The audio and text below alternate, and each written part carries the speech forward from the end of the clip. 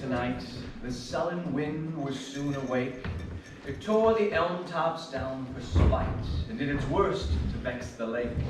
I listened with heart fit to break, when glided in Porphyria. Straight she shut the cold out of the storm, and kneeled and made the cheerless grate blaze up and all the cottage warm.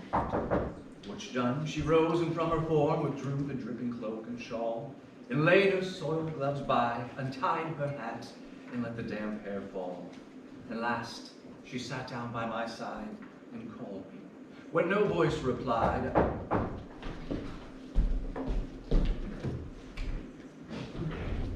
Miss Schultz, you're early. No, Professor Kinley, it's not Elizabeth. It's Chris Pitt. Can I come in? If you must. Is this a bad time? Professor, I'm sorry if I'm interrupting. Oh, I thought I heard voices in here.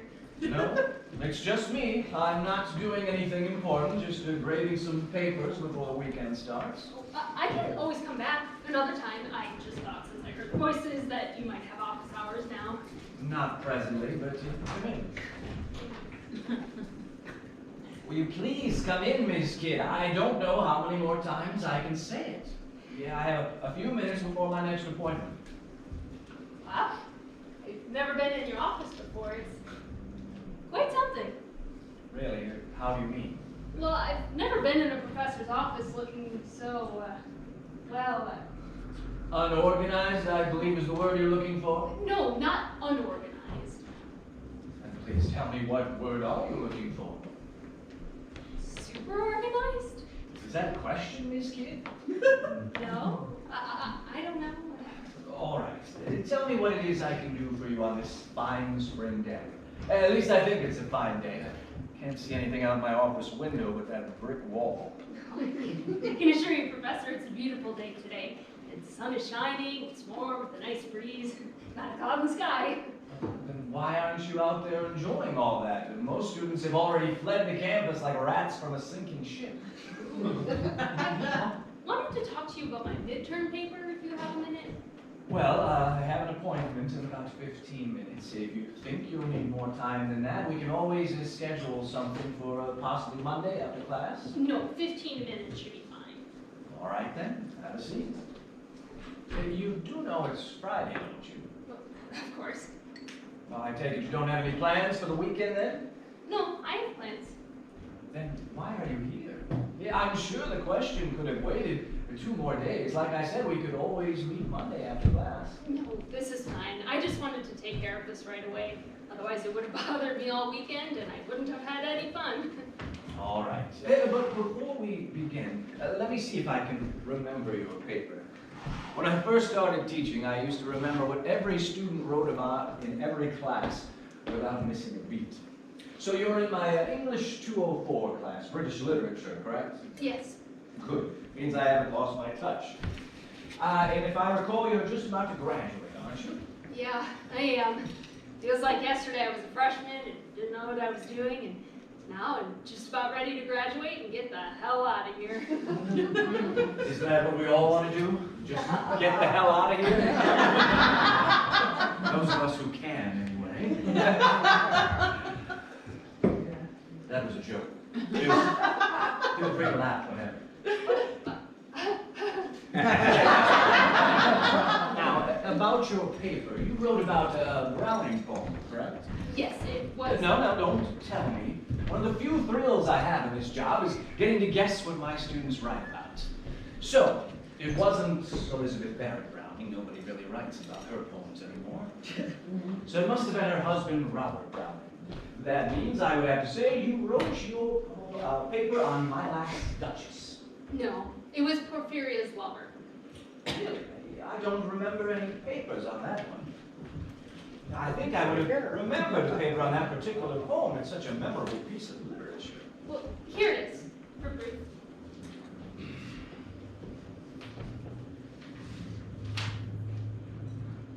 Ah, yes. Now I remember your paper. You looked at the Gothic nature of the poem and questioned if their love was so strong, how he could have killed her. Exactly. The fact that the speaker would do such a horrendous act to a woman he loves, a woman who cares for him so much she goes through a horrible storm just to be with him. The speaker had to have been crazy to do what he did. Did he miss Kid, or was there something more going on? No, I don't think there was. The poem is a cut and dry piece of literature. Well, if that's the case, then what's your question? Well, you gave me a C minus. The paper has everything you asked for. It's more than the right length, there are no mechanical errors, spelling and grammar are perfect. I even cited and quoted the lines of the poem correctly. So, why a C minus? Why do you think I gave you that grade? I don't know. I gave a decent evaluation of the poem, its meaning, everything. Did you, Miss Kid? Yeah, I disagree. Yeah, I think you missed the point of the poem completely. Sure, you did everything right, except the most important part. You didn't think about it.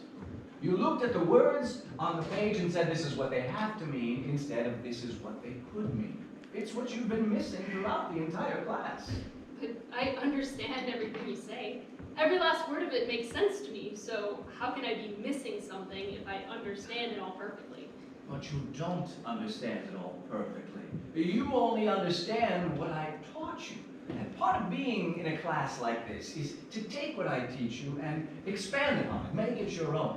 Figure out something about the poems that I didn't say in class, their deeper meaning behind them. That's what you've been missing. The deeper and alternative meanings behind the pieces. Poetry is not cut and dry. It means different things to different people. Well, what does this poem mean to you? To me, it means what I wrote. No, what you wrote is what everyone else says. There's nothing in there that tells me what you thought about the poem personally. You know Elizabeth Schultz, correct? Yeah, we've had a few classes together. Ah, Elizabeth got an A+ on her paper. Do you know why? I don't know, because she can bullshit her way out of anything. Anyway, how can you compare us if we didn't write our papers on the same thing? But I can compare you two because the criteria for each paper was the same. But the reason she got an A is because she wrote about what the poem made her think and feel. She didn't regurgitate what I said in class. She found a deeper meaning in it. I did too. Where? Show me in your paper where there's deeper meaning. Fine. Here we go. In the poem, the speaker tells the reader in great detail what is going through his mind as he prepares to murder Porphyria. Stop right there. Where's the deeper meaning? I'm getting to it. No, you're not. You're going to quote that part of the poem and then write about what I said in class. Do you have your book on you? No, I didn't bring it with me. Fine. We'll use my copy. All right, this should be the quote you used. Be sure I looked up at her eyes, happy and proud. At last I knew Porphyria worshipped me. Surprise made my heart swell, and still it grew while I debated what to do. That moment she was mine, mine fair, perfectly pure and good. I found a thing to do. And that's roughly where you ended your quote, correct? Exactly where I ended it. And I went on to say that in this set of lines, the speaker begins to take a fall into madness, where, in the end, he kills his love because he didn't want this one moment of true happiness to end. Very good. I think that's almost exactly what I said in class. You know, you are very good at regurgitating what I taught you. It's what I think. No, it's what people have agreed that that part of the poem means. Did you even look up a few lines from there? What do you mean, Professor? Read starting at line 21 and end where your quote starts at line 31. 10 lines? Yes, you already quoted 7.5 lines. What are 10 more to full points? Now read. Fine. Murmuring how she loved me, she, too weak for all her heart's endeavor, to set its struggling passion free, from pride and vainer ties to sever, and give herself to me forever.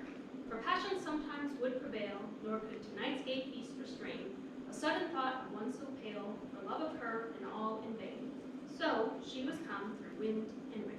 Be sure I looked up at her eyes, happy and proud, at last I knew. What is Browning saying there? That he's realizing that she loves him.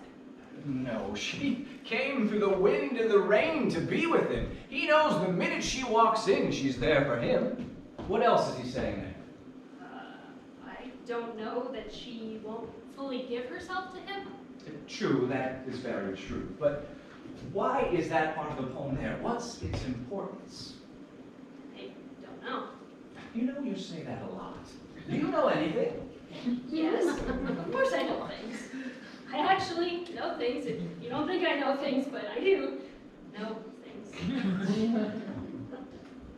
Then what's the importance of the lines? The poem doesn't say. All it says is that she's come from somewhere and there was a horrible storm and yet she still met with him. On the surface, yes, I know. But what you're supposed to see is he's already made up his mind.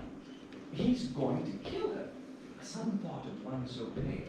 What you quoted and wrote about in your paper is the fact that she does in fact love him, so he kills her. I don't know what that means. On the surface, yes, I know. But, you know. Well, I read the poem, and I read the poem, and I just felt like those lines weren't that important. That they were just there to set up what was going to happen, their relationship, and what she went through to be with him.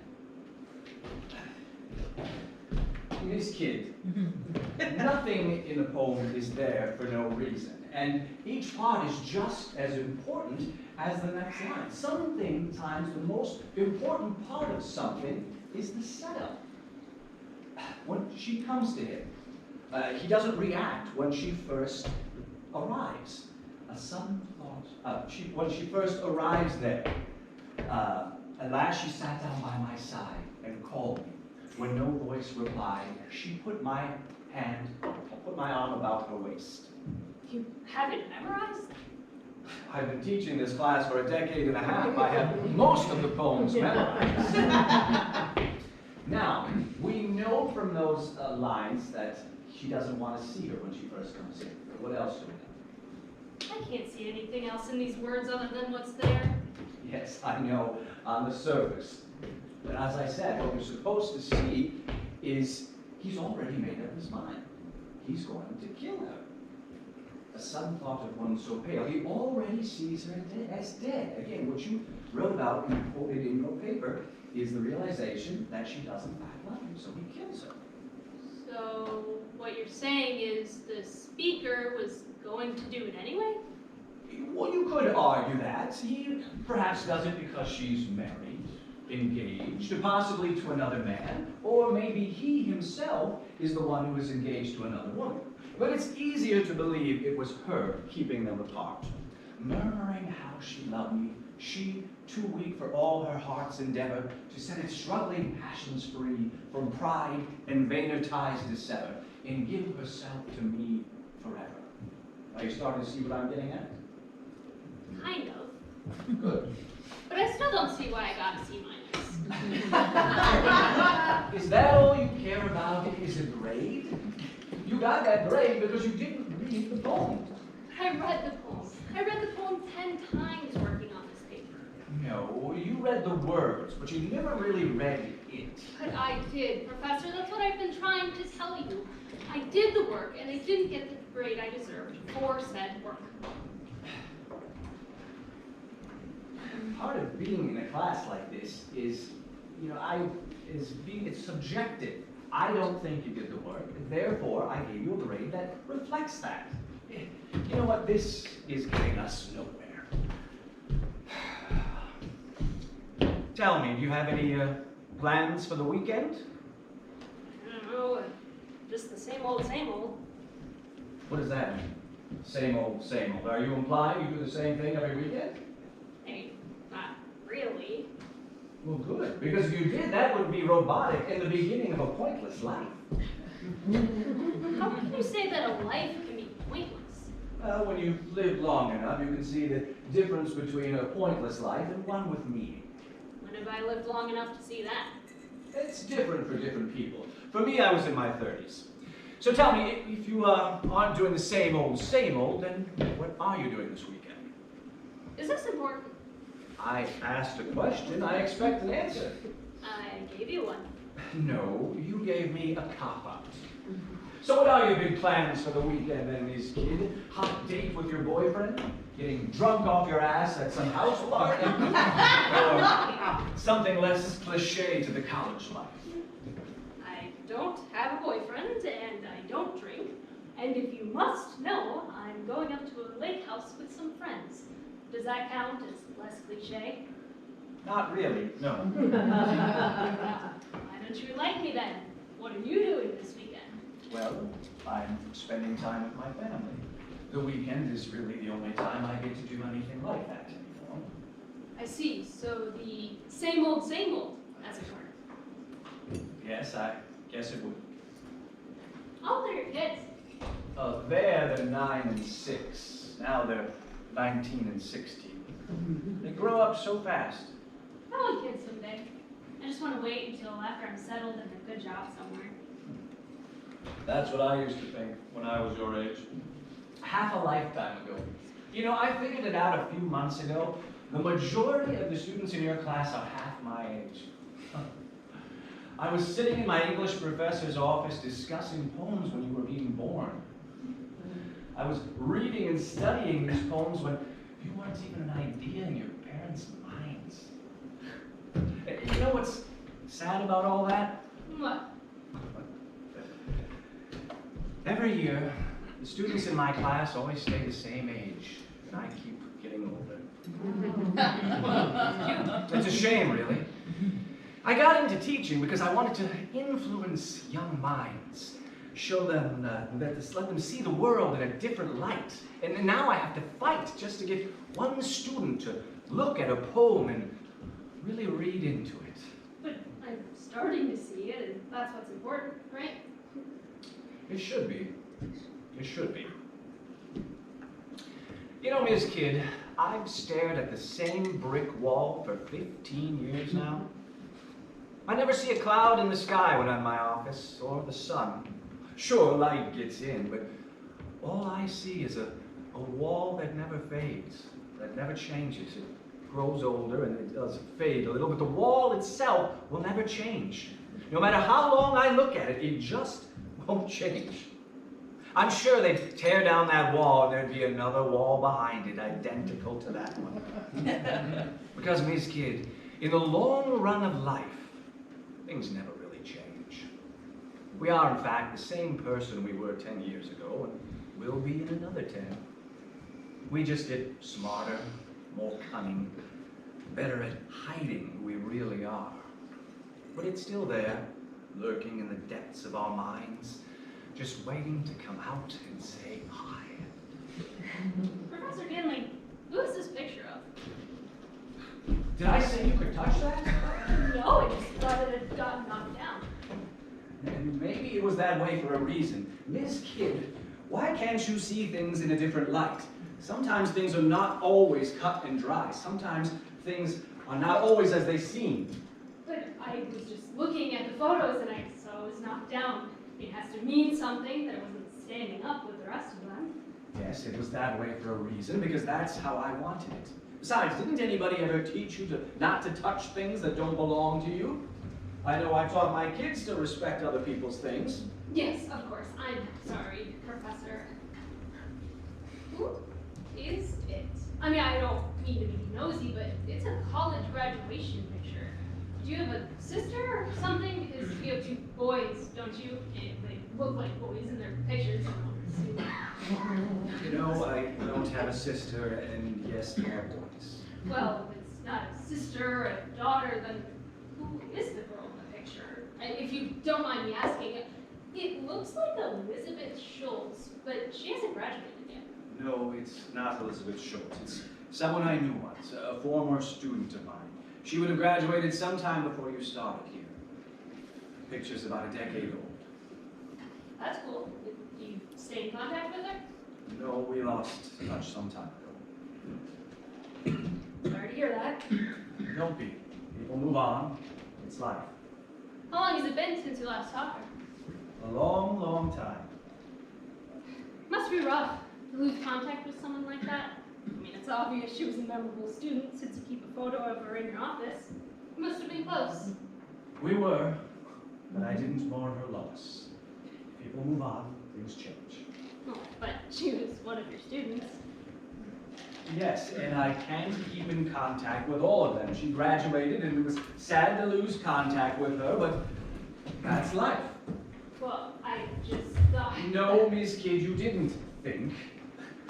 Now, let's get back to your paper here. I have a little bit of time here before my appointment. Let's make sure you understand everything before you go. Right, my paper. Where were we? Professor Kinley? Professor Kinley, about my paper? Right. Sorry, I was gone for a moment, but I'm back now. Where were we? I was just asking you that. Hell, I don't know. Let's just start with the basics. When was the poem written? About 1834. By? Robert Browning. And the speaker of the poem is? Porphyria's lover, which is also the title. Right. And who is he speaking to? No one. It's an inner monologue. Right and wrong. He's not speaking to anyone, but does that make it an inner monologue? Yeah, he's thinking about what he's doing as he's doing it. No. Line 58 of the poem reads, "And thus we sit together now," which tells you the events of the poem have already taken place, and the speaker is either thinking about it or writing it down, whichever you prefer to argue. But Porphyria says something about how she can't. No, the speaker says that. Porphyria didn't say anything because she can't. She's dead. So, what does that tell you about what the speaker says? That it's all subjective because we, as the reader, don't really know what happened. Right. Maybe she came to tell him it was all over, and in a fit of rage, he killed her. But he replaced that memory by coming up with this farce instead. That's an interpretation, Miss Kidd. You see? I'll make a headway with this. But don't you think the idea of her wanting to leave him is a little far-fetched, Professor? Think about it. Think about if you met the woman of your dreams. You loved her and you wanted to be with her, but one of you was married. And sure, you snuck around. And suddenly, she comes to you and tells you there's no way you can be together in the way you want to be, because there's no way you're going to leave your wife and kids for another woman.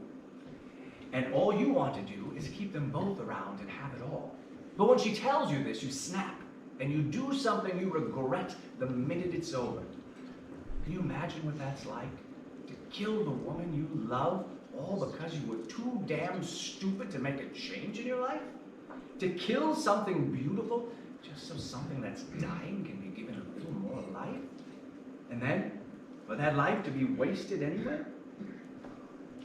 Can you imagine what that must do to one's psyche? It must snap it and leave nothing left for anyone. Can you imagine it? No, I really can't. Why not? Think of it as a hypothetical question. If you were in that situation, would you do it? If you were married and you met someone else that filled you with love and joy and happiness and you wouldn't want to give either up, would you do it? Would it kill someone? Well, how do you know? Until you are in that situation, you can't really know. That's the problem with a hypothetical question. We can't answer the idea that they pose until we are faced with that situation. If you were faced with that situation, would you do it? I don't know what you want me to say. I want you to be honest and answer the question. I mean, you have to have some answer. We all have answers. You can't go around saying, I don't know. You can't get through life with that answer, Ms. Kidd. You have to know something. But what if there isn't an answer? What if this is just something that goes on unexplained because we just aren't capable of making that kind of decision with a clear mind? But there's always an answer. Sometimes we don't know it until it's too late. Professor, I don't mean to change the subject. Of course you do, because you don't want to deal with what's glaring at you dead in the face. But go on if you must. Well, you said he wouldn't leave his wife earlier, but that's nowhere in the poem. You said that either of them could have been married, but him being married doesn't make a lot of sense. Well, it's possible it could have been that way as well. Miss Kidd, we're taking one step forward and two steps back. Just because something isn't said in the poem doesn't mean it's not there. Just like something isn't said doesn't mean it didn't happen. You know, I had an office assistant that worked for me, a TA of sorts, a young woman, not much older than you are. She was such a good assistant. She was beautiful, determined, spunky. My office has looked like this ever since she graduated. Super organized, I believe you put it. I know where everything is, but if anyone else were to come in here and try to find something, they'd be lost for days. I'm surprised it's this organized, really. But she was such a good assistant, I never could replace her. Even after she died. Graduated. You said she graduated. Both, actually. It wasn't until after she was gone that I saw the true beauty in this poem. All the hidden meanings and ideas. I barely taught it before, but now I can't wait to get to it each semester. Miss Kidd, read me the part of the poem about him strangling her. I think we need to talk about it.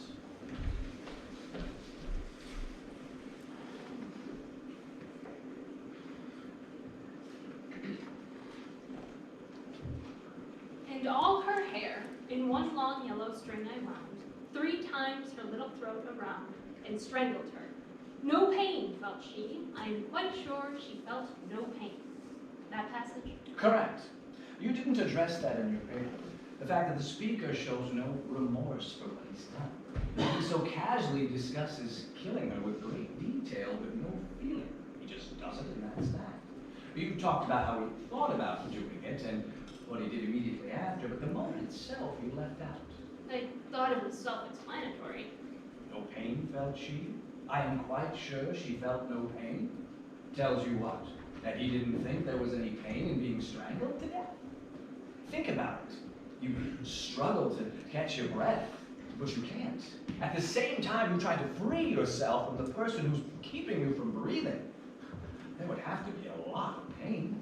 One would have to imagine Porphyria would have writhed in pain and moved about the room. It would not have been an easy thing.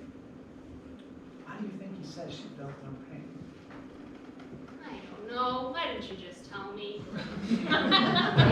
No, you need to figure this out for yourself. Otherwise, what we're doing here is pointless, and you'll go around saying, I don't know. I'm trying to teach you something here, so that when you graduate from this institution, you will at least know one thing. There's just too much to go over and understand. But you want to know why you didn't get the grade you felt you deserved. This is how you understand that. Now, why does he say she felt no pain? I don't know. Stop saying that! If you want me to spoon feed you the answer, then fine. He says it because he felt no pain doing it. He wasn't talking about her. He was talking about himself. No pain, no remorse for what he did, and he felt she didn't feel it either. But he should have known.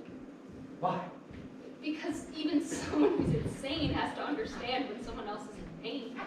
But his psyche was damaged. He didn't know what he was doing. After the fact, he kisses her dead cheek and cuddles with her. Look at the lines. Warily I oped her lids. Again laughed the blue eyes without a stain. I entightened next the tress about her neck. Her cheek once more blushed bright beneath my burning kiss. It's all there. Nothing sane is there. But he should have understood.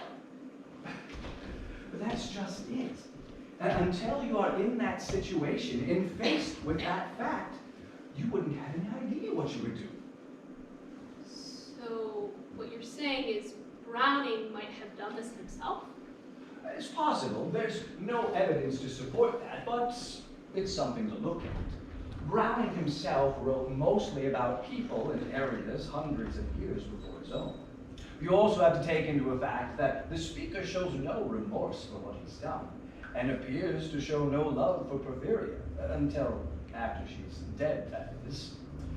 Maybe it was Browning, or maybe he's just that clever of a writer. Who knows? It's interesting to think of it like that. Isn't it? But you can take it even further. Look at the last 3 lines of the poem. And thus we sit together now, and all night long we have not stirred, and yet God has not said a word. They sat together all night, and God didn't care. The speaker has gotten away with murder, and the one judge who's always overlooking us doesn't seem to care one bit. Those few lines mean more to me than the rest of the poem itself, that not even God cared that this woman is dead. Now do you understand? I think I'm starting to. Good. Then tell me, what do you know? What do you know about the poem? I think that the speaker killed her not because he loved her, but because she loved him. He couldn't give a damn about her, but it was her love that drove him nuts. To the point that when they wanted to meet in a storm, a horribly rough storm, she did. She built him a fire and just wanted to be with him. But he didn't want her. And he realized that she did, in fact, love him, and there was nothing he could do about it but kill her. So he did. And once the deed was done, he did feel remorse and gave her her one dream and kissed her and held her through the night. And even after he killed her, he still felt no real remorse for the deed he did, but just the remorse for the girl whose love he could never repay. So when he looked to the heavens for someone to punish him, he found nothing but acceptance, because God agreed with what he did. Damn, that's deep. Now, give it some support. Quote from the text. Right. No, here's one to prove that she loves him, but he feels little or nothing for her. And at last she sat down by my side and called me. And no voice replied. She put my arm about her waist and made her smooth white shoulder bare, and all her yellow hair displaced, and, stooping, made my cheek lie there, and spread o'er all her yellow hair, murmuring how she loved me. She does all that, and he doesn't respond to any of it. It's only after that that he decides to kill her, after he showed her love for him, and he can't give her any love back. And that, Ms. Kidd, is where the deeper meaning comes in. It's what makes the poem, book, play, what have you, mean more to the reader than it did before. Had you written that in your paper, you would have gotten an A. But I still don't understand something. Well, I have a few more minutes yet before my appointment. What is it you don't understand? Well, is there a deeper meaning in everything that's written, or just some things? Well, that's for you to figure out. Over my many years of working with literature, I've discovered that if you aren't looking for the deeper meaning, you won't find it. So now that I know what I'm looking for, I should be able to find it. That's great. Can't wait to start my next paper. I'm gonna wow you. You know, I used to have a young woman who sat there and said the same thing. She was very gung-ho about learning all she could about literature, even to the point of wanting to work with me privately. Your office assistant? Oh, the girl in the picture, I assume. Very astute, Ms. Kidd. But the problem is, when you spend long hours alone with a young woman, people begin to talk, and pretty soon you have to defend yourself against your accusers. Tell them nothing's going on. They, of course, believe me, and she graduated with honors, and as you know, died shortly thereafter. How did it happen? Her death. She was found in a motel room, strangled to death. Police had no suspects or witnesses, just a sad, tragic end for a bright, talented mind.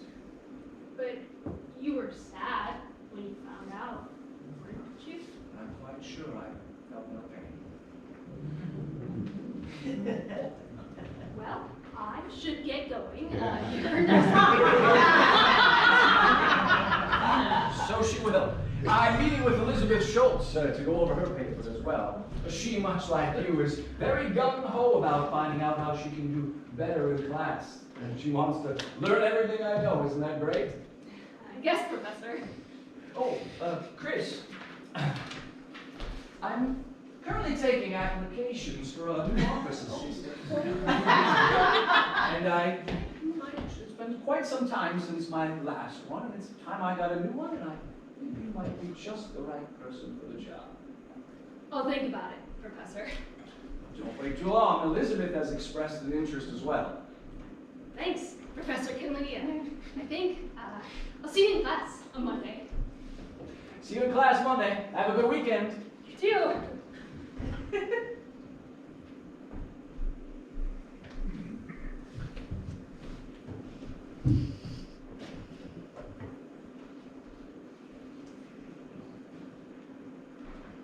The sudden thought of one so pale, for love of her and all in vain, so she was come through wind and rain. Be sure I looked up at her eyes, happy and proud. At last I knew, Porphyria worshipped me. Surprise made my heart swell, and still it grew, while I debated what to do. That moment she was mine, mine fair, perfectly pure and good. I found a thing to do, and all her hair in one long yellow string I wound, 3 times her little throat around, and strangled her. No pain felt she. I am quite sure she felt no pain.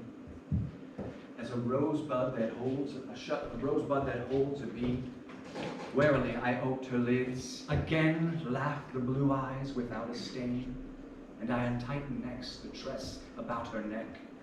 Her cheek once more blushed bright beneath my burning kiss. I propped her head up as before, only this time my shoulder bore her head, which droops upon it still, that smiling, rosy little head, so glad it has its utmost will, that all it scorned at once is fled. I, its love, am there instead.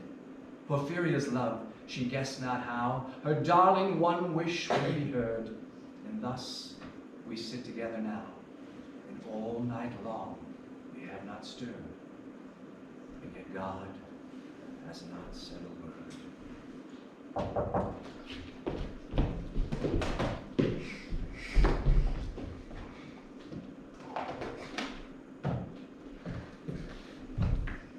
Come in, Elizabeth. I've been expecting you.